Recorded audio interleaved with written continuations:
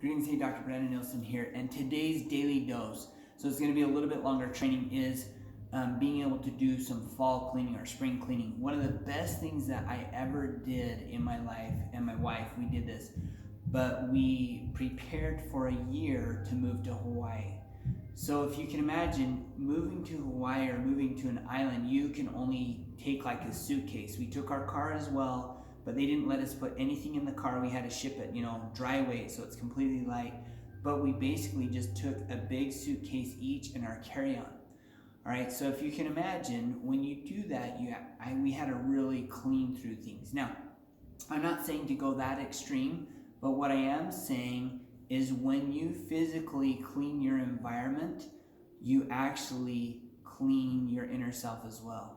So the area that I start and recommend is actually cleaning your nightstand and then cleaning under your bed. And the reason why is because, think about it, 8 hours a night, you are sleeping. So if this is your nightstand and it is right next to your bed, that's why I don't recommend putting your phone on your nightstand at night. But you are sleeping next to that junk or whatever that is right next to your bed, all right? So I'd recommend putting something like Holy Scripture or something like the Bible or right next to your bed, and I wouldn't have clutter on your nightstand. Then the other thing where I would start is underneath your bed. What are you sleeping on? What junk are you sleeping on? What dust are you sleeping on? What cobwebs are you sleeping on? So I would start there and then do a big fall cleaning, do a big spring cleaning.